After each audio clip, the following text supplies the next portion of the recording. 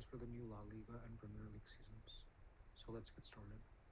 At first in La Liga, I have Real Madrid as they have strengthened their defense with the signing of Dean Huijsen, one of the best young defenders uh, in the world from Bournemouth, and Trent Alexander-Arnold on free from Liverpool, who is a considerable upgrade on Lucas Vazquez from last season. I also expect them to have a more cohesive team structure with Xabi Alonso, as we could see flashes of in the Club World Cup.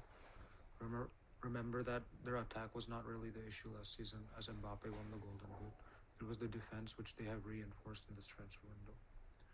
Next in second, I have FC Barcelona.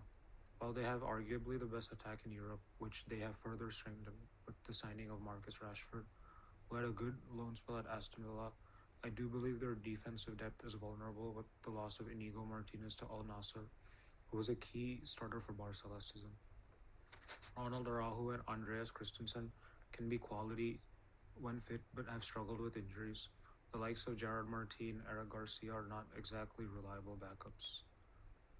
In third, I have Atletico Madrid.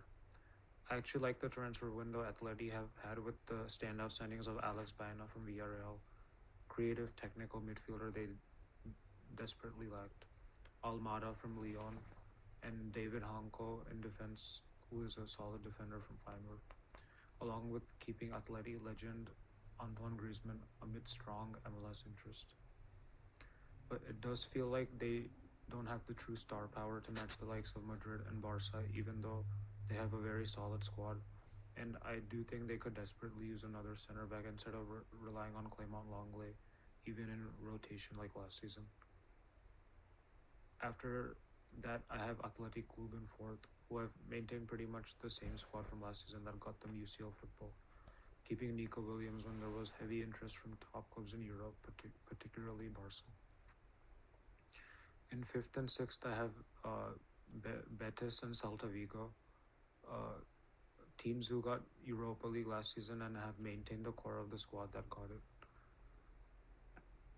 After that, in seventh, I have Villarreal.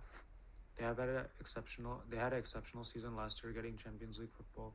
Fixture congestion, along with the loss of arguably their best players in Bayona to Atleti and losing bright young forward Barry to Everton, are blows for the squad.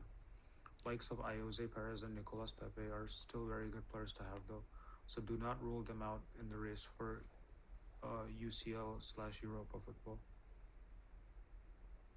After that, in eighth, I have Rayo Vallecano, who qualified for a Conference League in eighth position last year due to Spain getting the extra European spot.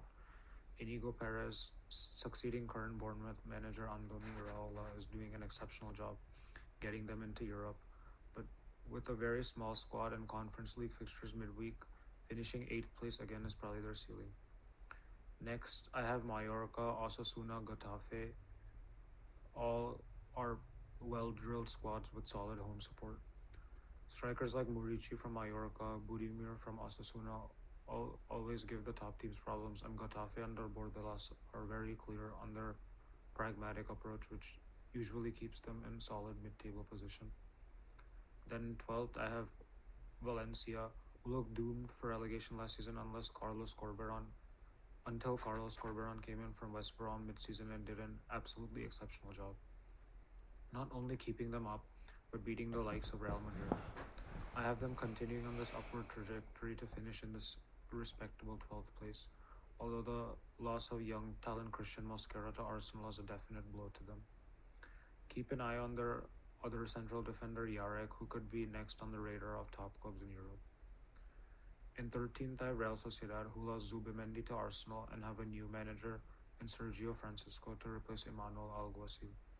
Considering they lost their best player and have to adapt to a new system, staying around the same range as last season when they finished 12th should be considered a success for them.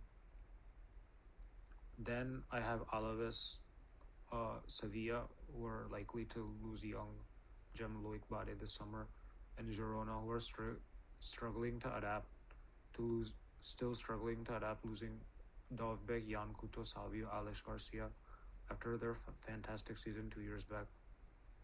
None of these three teams have done particularly standout business this summer, so I expect them to flirt in and around those relegation spots, but eventually having enough to stay up like last season.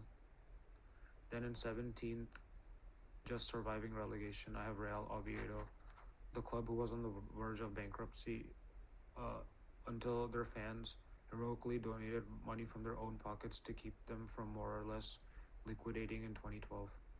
They make the return to the top flight after 25 years, led by hometown hero Santi Cazorla, the longtime Arsenal star who is playing on much lower wages than he could make just to play for his home team. They have signed Venezuelan battering ram Salomon Rondon up front, who should be perfect for the type of football they want to play.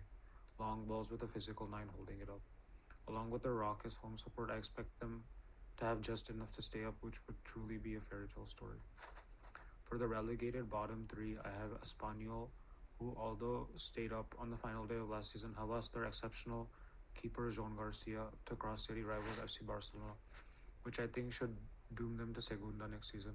The other two teams I expect to go down are Elche and Levante, who got promoted along with the Real Oviedo to the top flight, but have a history of coming up and going straight down, and have not done much in the transfer window this season.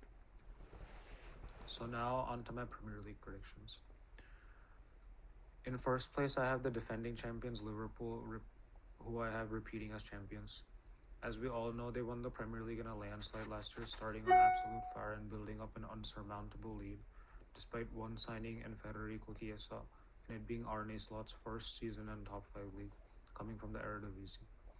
Although the loss of Trent Alexander-Arnold on free transfer is sizable, considering how much he creates from the right back position, the general consensus is they have improved their title-winning squad from last season. Jeremy Frimpong is a similar attack-minded right back that was a key starter for Leverkusen during their invincible domestic double. Signing Milos Kerkez from Bournemouth, who was one of the best left backs in the Prem last season, to replace a declining Andy Robertson was very smart business as well. Signing Hugo Ekitike from Eintracht Frankfurt for 90 million could be considered risky, considering Frankfurt's history of strikers flopping right after they leave them.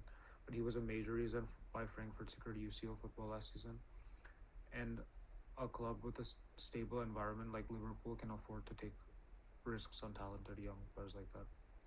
And then, of course, the big record signing Florian Wirtz, one of the best young footballers in the game right now, who who was also wanted by the likes of Man City and Bayern, gives Liverpool a creative presence in midfield that they lacked last season.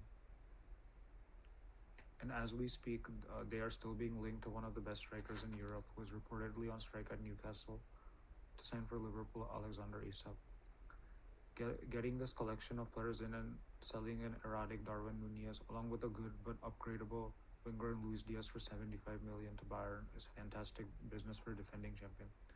They're a bit short in the back with Virgil van Dijk, Konate, and Gomez, their only center backs, as Jarell Kwanzaa was sold to Leverkusen. But the attacking power they have should be enough to see them repeat as champions. Next and second, I have the newly crowned Club World Cup champions Chelsea, a club that had an up and down season last year in which many questioned will they finish top four. They ended on an absolute tear and secured Champions League football, won the Conference League, and then the biggest achievement of it all was toppling the best team in Europe that seemed unbeatable, PSG 3-0 in the Club World Cup final. This has given them very solid momentum coming into the new season, having two comprehensive preseason wins over Leverkusen and Milan. The signing of Joao Pedro has finally gave Chelsea the nine they lacked, someone who makes his team better along with being clinical, as we saw in the Club World Cup. Jorel Hato, the young, versatile defender from Ajax, gives Chelsea some much-needed depth in defense, especially with Levi Colwill going down with the ACL tear. Jamie Gittins from Dortmund is an exciting left-wing signing, one of the best dribblers in Europe last season. They also continue to be linked to Leipzig star Xavi Simons, which gives them more quality options in attack, and the return of Andre Santos from a fantastic loan in Strasbourg gives them more depth in midfield. Although this team is very complete and has very few glaring holes, it is a young squad and I expect them to be as consistent as Liverpool. With the uh, with the experience Liverpool has, might be a bridge too far, but I do expect them to challenge to the very end. As we saw in the Club World Cup, this Chelsea team is more geared for tournaments than a 38 phase game league season, because on their day they can beat any team in the world, it's just a question of consistency. In third, I have Arsenal, a club that seems to always be in and around the title race but cannot quite get over the line. They have signed Victor Gyökeres this summer, one of the best strikers in Europe, finally giving them a real nine which they haven't had in a while. Zubimendi from Real Sociedad is a fantastic signing to partner Declan Rice. He has great technical ability and can control the tempo from deep, the standout performance being the recent Euros final versus England. Christian Mosquera from Valencia is a fantastic young centre back signing for Arsenal as well, but they already have a very solid starting back four which he probably does not get into immediately. The questionable signing here is the amount they spent on Madueke, 65 million for a player that was not considered good enough for Chelsea, and that too to likely play him on the left wing when he's a right winger. You do think those funds could have been allocated more smartly for a natural left winger or a 10 like Eze to give Odegaard some much needed competition. While Arsenal overall do have a solid squad, these issues, along with their ability to not get over the line under Arteta, makes me think third is probably where they end up, especially with Chelsea on the rise. Next up, we have Manchester City in fourth. After years of Prem dominance, they have had a pretty shocking season last year, getting ripped apart time and time again in midfield and defense, with the loss of Ballon d'Or winner Rodri to an ACL tear, and eventually ending up nowhere near the title. They've made some interesting signings this summer. Ryan Sharkey, the creative Lyon attacker to replace Kevin De Bruyne. Tijani Reinders, the best attacking midfielder in Serie A last season. James Trafford, the young English keeper from Burnley, to likely replace a declining Ederson. And Ait Nouri from Wolves, which gives them finally a natural left back option. They have also been linked with UCL winning and one of the best shot stoppers in the world in Gigi Donnarumma, which would obviously be an exceptional signing and further reinforce the goalkeeping room. While all of these are very good signings in their own right, they still have not addressed the depth behind Rodri, as Pep does not seem to trust his own January signing Nico Gonzalez and preferred to play a declined Gundogan at 6, which did not work last season. They could have used a new center back, especially with the injuries and form struggles of Nathan Ake, Ruben Diaz, Yesko Govardio, Manuel Akanji, John Stones, and Kusanov last season. And Mateus Nunes at right back does seem to be a vulnerability still, as we saw in the Club World Cup when Al Hilal repeatedly hit them on the counter effectively. While their attack and arguably the best striker in the world in Erling Haaland will score enough goals to get top 4, their issues on the other side of the pitch make me believe they will be a bit off the title race again. In 5th to 8th, I have Aston Villa, Crystal Palace, Tottenham Hotspur, and Newcastle. Aston Villa have not really been active in the transfer market once aside from signing Evan Guassan from Nice, but they have kept the core of the squad from the team that finished 6th last season, so I expect them to go a spot up, especially with Newcastle's anticipated struggles that I will get to later.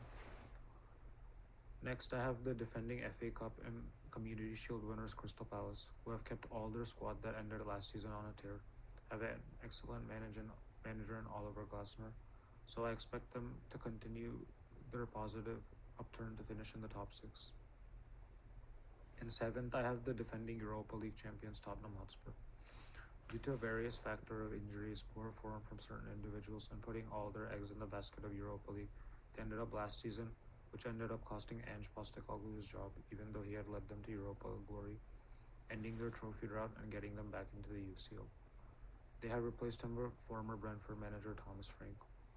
I do expect them to concentrate on the league more this season, especially with a cup like UCL probably being out of their reach. Signing like Mohamed Kudus, Joao Palhinha, which addresses the number 6 position they desperately needed last season, and potential links to Savio, should improve the squad enough that they can finish in 7th. Next, I have Newcastle in 8th. Things seem to be on the up for Newcastle last season, winning their first trophy in a long time, getting back to UCL, but the expectations were they would really kick on this summer to take the next step. The reality has been quite harsh, with them being turned down by many other players for historically big clubs. To make matters worse, their best player, Alexander Isak, has gone on strike for a move to Liverpool. The woes continued into preseason as they went winless in 5 games. Although Elanga from Nottingham Forest and Malik Chiao from AC Milan are solid signings to reinforce the right wing and center back positions, reality is that this squad is too thin, especially with Isak potentially on the move to be able to compete in UCL and domestically. The vibes seem low at Newcastle right now, so I expect them to fall to 8th and out of Europe. Although the reason I do not have them even lower is they have a solid midfield that should still get them some good wins at St. James Park. In ninth, I have Nottingham Forest, who shocked many going from 17th to sitting in second at times last season before falling to 7th. They will also be competing in Europa League this season due to the FA Cup winners Palace not being allowed in Europa due to multi ownership rules. Nottingham Forest had a poor preseason as well, and losing Elanga, who was a key player, will be a blow. Although the replacement Dan Ndoye from Bologna is more than an adequate player, scoring the goal that ended Bologna's trophy drought versus Milan in the Coppa Italia final. Igor Jesus and Jair Cunha from Botafogo give them more options in the squad and in the striker and defensive positions, and they are also closing in on young, talented Man City winger James McAtee, along with keeping Morgan Gibbs White after heavy interest from Spurs. But them playing in Europe after a long time, that will probably affect their league form, hence the ninth place finish. The end of last season and this preseason does seem to reinforce the idea that they overachieved last season and other teams around them have strengthened more now. Next, we have Brighton in 10th place. Brighton have sold one of their best players in Joao Pedro, sold Pervis Estupinian to Milan and replaced him with Maxime de Kuiper from Brugge, and also sold Simon Adingra to Sunderland. While these are good players, which Brighton will definitely feel the loss of, Brighton has continued to prove every season that they can make smart budget signings and stay in a competitive mid-table position despite the loss of key players. Their scouting department is exceptional, with Maxime de Kuiper being the latest smart buy they've made. They've also had an exceptional undefeated preseason, so while the loss of a player like Joao Pedro will hurt them a bit, they have a good manager in Fabian Hertzler and enough good players and a stable style of playing to not fall off too much from last season's 8th place finish. 11th, I have Manchester United. As we know, they had a very poor season last year, finishing 16th and unable to rescue their season in the Europa League final, unlike Tottenham Hotspur. They've continued to back Ruben Amorim, unlike Tottenham, who sacked their manager for the poor league campaign despite them being the winner of the Europa League final. So there is a lot of pressure on Amorim to deliver this season. They have been smarter in the transfer market this time than the last few years under Ten Hag, emphasizing solid Prem buys with high floors in Matheus Cunha and Brian Mbeumo, who combined for 35 Prem goals last season. These two should certainly be an upgrade over the outgoing Garnacho, linked to Chelsea, who struggled massively last season.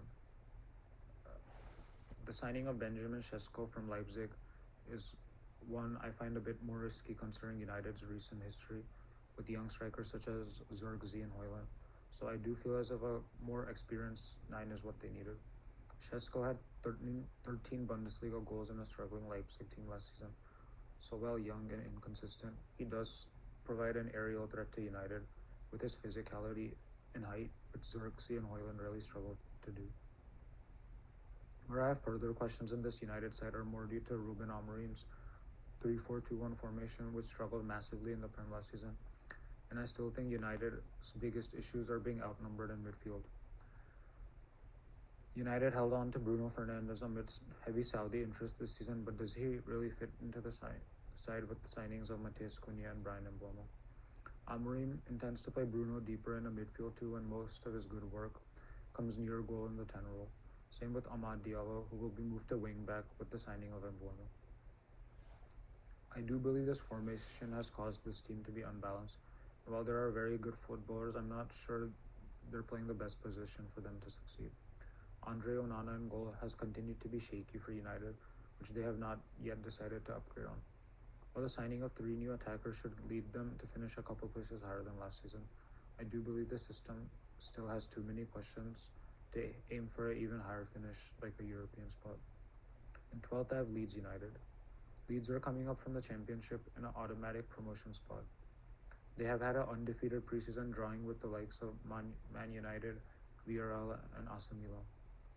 While they have not been very active in the market, aside from the signing of Sean Longstaff from Newcastle, which has some Leeds fans concerned about their season given the recent history of Championship promoted teams going straight down. I do believe this squad has enough solid players to grind out results to keep them quite a few places above relegation, as they showed for some big clubs in preseason. Wilfred Nyota is a particularly exciting young talent to keep an eye on.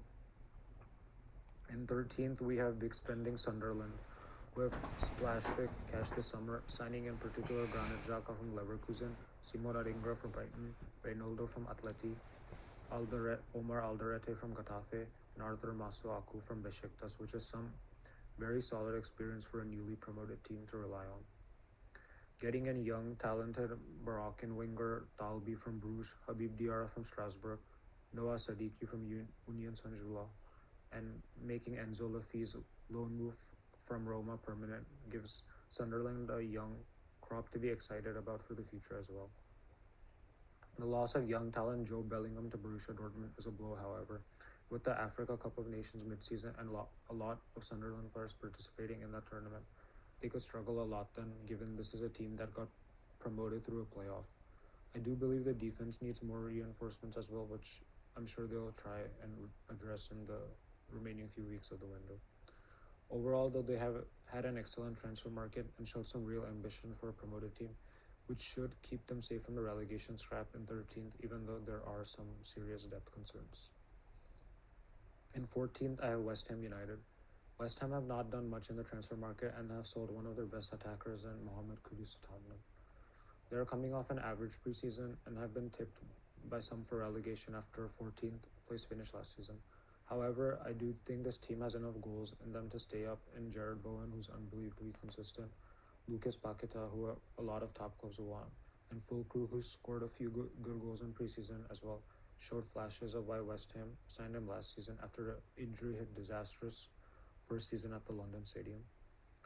This club could definitely use reinforcements in midfield, defense, and at keeper, but the attack does have enough in it to at least survive in the Premier League, given some of the issues the teams below them have. In 15th, I have Everton, who enjoyed a resurgence last season under David Moyes after looking doomed under Sean Dyche, comfortable surviving relegation in 13th. They have signed young talent Barry from Villarreal at striker, Adam Asnou from Valladolid to reinforce the fullback position, Kieran Dewsbury Hall from Chelsea for the midfield, and the big one being Jack Grealish on loan from Man City. However, they are coming off a disastrous preseason, going winless, including struggles versus lower league sides such as Blackburn Rovers and Accrington Stanley, along with a 3-0 loss to Bournemouth, a Bournemouth team decimated with defensive departures. This team still has some glaring defensive weaknesses, which, coupled with a horrendous preseason, makes me believe they will struggle on improving upon last season, especially with teams below them like United and Spurs having strengthened. However, the new signings I think will eventually settle in and provide Everton the talent to stave off any relegation fears, though it could be a struggle early at Goodison Park. In 16th, I have Bournemouth. They have just been decimated in defense with the loss of Milos Kerkesh to Liverpool, Dean Huijsen to Real Madrid, and Ilya Zabarny to PSG, which were all a key reason why they finished in a solid 9th place finish last season. They had comprehensive defeats in preseason to West Ham and Man United, two teams that were considerably worse than them last season. They have signed Truffert from Rennes and Diakite from Lille to reinforce the left back and center back positions. But while solid players, they are definite downgrades from the young gems they had in defense last season. However, Andoni Iraola has done a very good job at Bournemouth so far, keeping them up comfortably and even pushing for European spots at times. This will be his toughest test this season with the loss of real talent, but I do believe they stay up after flirting with relegation throughout the season due to the teams below them just being worse.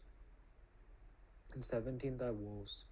Wolves seemed doomed for relegation last season under Gary O'Neill, until Vitor Pereira came in and transformed the fortunes of this team, going on a remarkable 6 game win streak at one point. Of course, the loss of Mateus Cunha, who was probably Wolves' best player down the stretch, is a big blow, but the signing of John Arias from Fluminense, who was exceptional at the Club World Cup, should be a decent replacement. They have had a very rough winless preseason, however, and have lost to teams like Girona, who are expected to battle relegation in La Liga themselves. I do think Victor Pereira's tactical ability keep this overall talent poor team up barely, but it'll be a struggle. Even with when they had Cunha last season, as we saw, they seemed deemed for relegation until Pereira came in. Now for the teams I have doomed for relegation in 18th, I have a somewhat bold pick in Fulham. Fulham under Marco Silva have been a solid mid-table team since promotion, which many agree has been an overachievement given the talent of the squad. Even during their solid mid-table finishes, we have seen flashes of this team having the lack of talent that relegation caliber teams do, having the odd comfortable loss to teams doomed for relegation like Ipswich Town last season, and drawing with one of the worst ever Prem sides in Southampton. Fulham have done nothing to strengthen the squad this summer, and their main striker Rodrigo Muniz is on strike for a move to Atalanta. Keeping all this in mind is the reason I feel as if it will all compound and they will go down. However, it is a bold prediction for a club that is usually mid-table. In 19th, I have Brentford. They have lost their best player in Brian Mbumo to Manchester United, lost their longtime manager Thomas Frank to Tottenham Hotspur, and Johan Wisa is on strike for a move to Newcastle United. Jordan Henderson is a useful signing for a club in need of some high-level experience. The appointment of set-piece coach Keith Andrews as manager, coupled with the loss of two bona fide Prem goal scorers in Johan Wisa and Brian Mbumo, makes me think this team is doomed for relegation. Links to Dango Ouattara from Bournemouth just aren't convincing enough for me to believe he can fill the boots of Wisa and Mbumo. In last place, I have Burnley, managed by Scott Parker. They got promoted to the Prem last season based on their defensive record, which was primarily driven by keeper James Trafford, who has left for Man City now. Kyle Walker, while far off the levels he used to be, is a good experienced figure to add for Burnley in defense, who desperately need more Prem-proven players. They have also added Leslie Ogochukwu, the talented midfielder from Chelsea who got relegated at Southampton last season.